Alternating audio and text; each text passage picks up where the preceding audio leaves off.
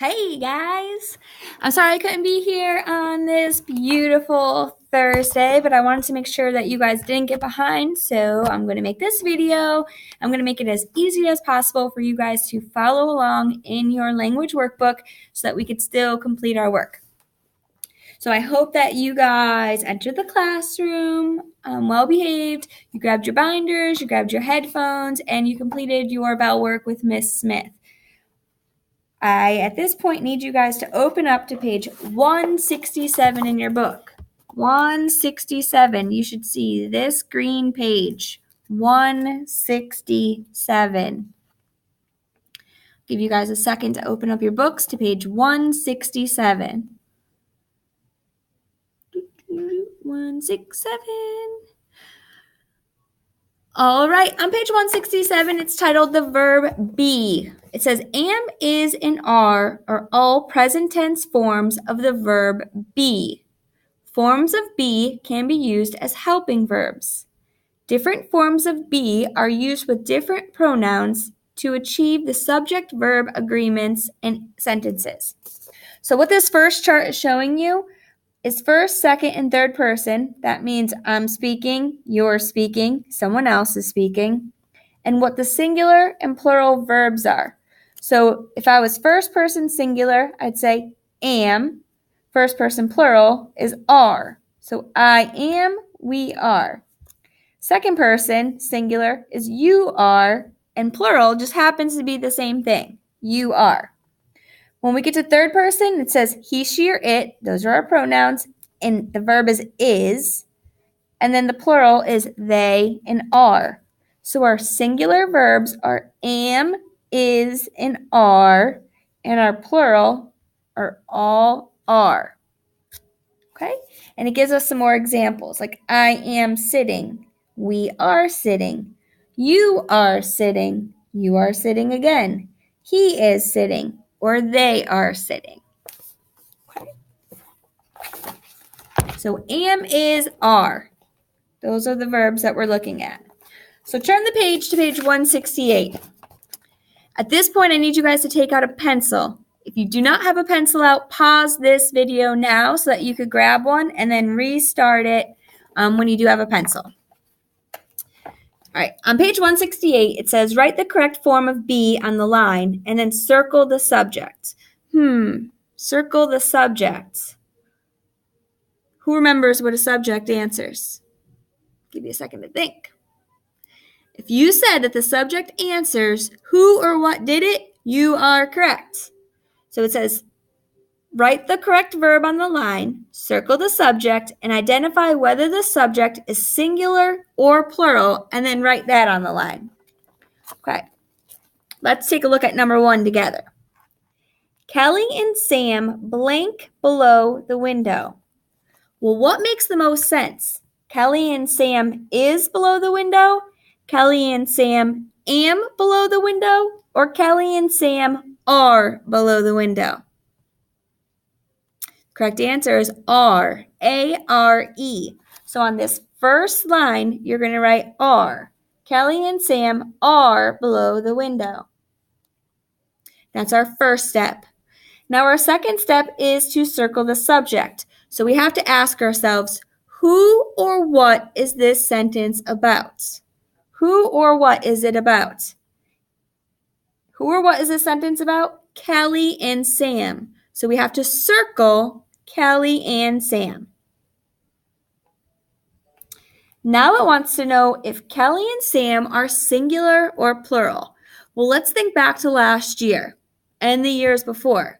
What do the words singular and plural mean? Singular means that there's just one. Plural means more than one. So when we look at Kelly and Sam, is that just one person or more than one? That's two people. So if it's two people, we know that it is plural. So on the line, you're going to write plural. P-L-U-R-A-L. And it's in the directions if you can't spell it.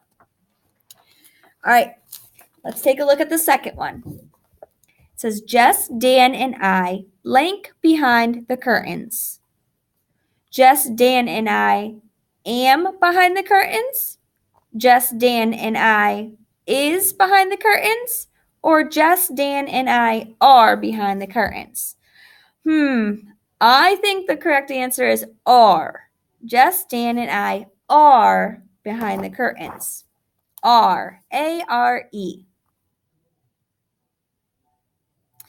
Then our next direction is to circle the subject. Well, who or what is behind the curtains? That's what we have to ask ourselves. Who or what? And if we look at that sentence, we know that our who or what is Jess, Dan, and I. So you need to circle Jess, Dan, and I.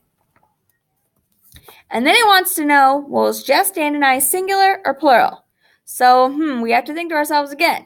Is that one person or is it more than one person? Well, Jess, Dan, and I is 3 people. So we know that 3 people must mean that it's plural, right? Plural on the line. I'm going to do one more example with you, and then I'm going to ask that you do the remainder on your own. So pay close attention to number 3. We blank at the mall. We is at the mall. We are at the mall. Or we am at the mall. We are at the mall. A-R-E. Right? Are on the line. Then it wants us to circle the subject. Well, who's at the mall? Who is at the mall? We are at the mall. So you have to circle we. Then it wants to know if we is singular or plural. Well, if I said we wanted to get ice cream, am I talking about one person or am I talking about a group of people? A group of people. We are at the mall. That means a bunch of people are at the mall. And if we have a bunch of people, we know that that's plural. So you're going to write plural on the line. We just completed 1, 2, and 3 on page 168. At this time, I need you to complete 4 through 9 on your own. I need you to pause this video until you complete 4 through 9 on your own. Once you're done with number 9, you can press play again, and I'll continue to tell you what today's lesson is. Welcome back! I'm so glad you completed 4 through 9. Let's take a look at part B on the bottom. Part B says to change the underlined verb in each sentence to the present progressive. And progressive just means that you are adding ing. Look at the examples in the box right here. Examples. I grill fish. The underlined word is grill, so they changed it to I am grilling fish. The second example says the men lift the table. They changed that to the men are lifting the table. So you're adding that verb and ing. Let's take a look at number 1. The cops block traffic. So the underlined word is block. We have to take block, make it a helping verb, and add ing. So the cops is blocking traffic, the cops are blocking traffic, or the cops am blocking traffic. I think the correct answer is are. The cops are blocking traffic. So on the line, you're going to write are blocking. Are blocking. Remember, if at any point I'm going too fast, you could press pause. Number 2, I kick rocks off the dock. The underlined word is kick. So they want us to add a helping verb to kick and then ing. So I is kicking rocks off the dock, I are kicking rocks off the dock, or I am kicking rocks off the dock. Am kicking. I am kicking rocks off the dock. Am kicking needs to go on the line.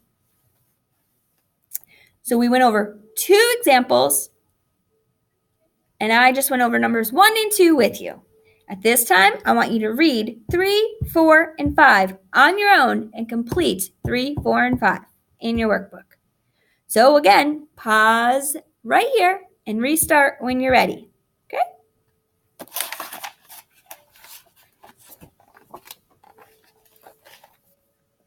Welcome back.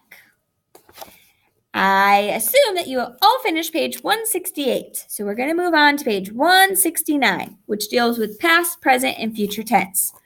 We know from multiple grades now, 3rd, 4th, 5th grade, what past, present, and future are. Past tense means it already happened yesterday. Present tense means it's happening right this second, right now. And future tense means it has not happened yet. It means it will happen soon. Today, we're just going to look at the first two. We're going to look at past and present. We're going to read the words in the box and decide if they belong in the past tense or the present tense. So let's start with the first word, jump. I jump.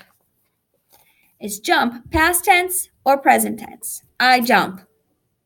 Doing it right this second. So if I'm doing it right now, it is present tense. You're going to write the word jump in present tense, J-U-M-P, and then cross it off. Jump. Okay? The second word is filling. She is filling her gas tank. She is filling her gas tank. Boy, look at her. She's filling her gas tank. That means I'm doing it right this second. Is filling. So if I was doing it right this second, past tense or present tense? It's present tense. So again, you're going to write is filling under present tense and then cross it off. I'm going to allow you guys to complete the rest of this page on your own. And if you're having difficulty, I'm going to ask you to ask Miss Smith for help. So the words are batted, blocked, jumped, is jumping, fills, bats, blocks, is batting, filled, and are blocking. Remember to keep in mind that when phrases are in past tense, they typically end in these two special letters, ed, past tense. So you're going to read those words again in the box, and you're going to decide, are they past tense, they already happened, or are they present tense? They are happening right this second, like me teaching you. Okay, pause this video at this point and complete page 169. 169, guys. Pause me. Pause.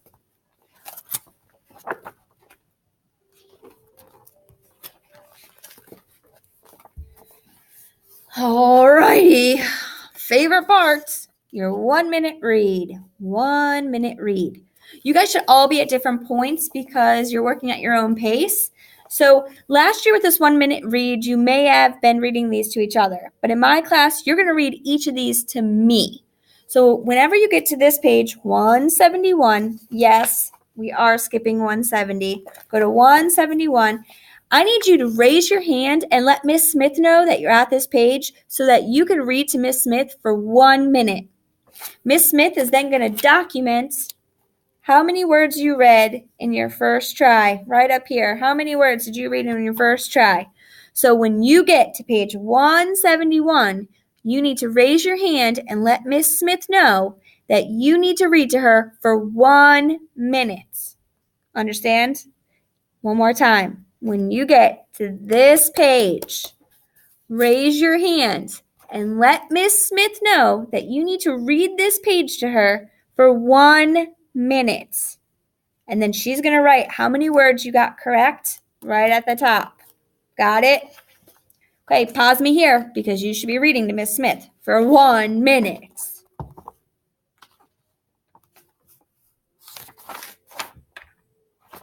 All right, guys, that's all I want you to do in your workbook for today because I'm going to give you a worksheet. The worksheet is on Miss Smith's desk. I've left it with her. It's called Nouns and Verbs. It's a nice, what is it? Let me go grab it. Hold on.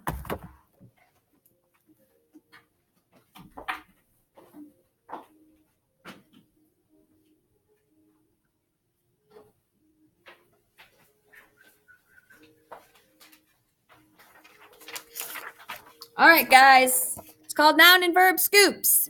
So when you get to this point, you need to ask Miss Smith for this noun and verb scoops page. Listen to these directions carefully.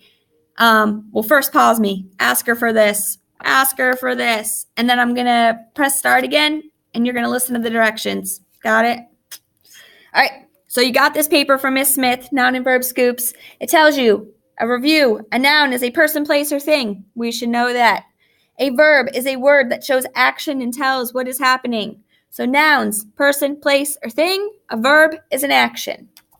You need to read. This is really simple.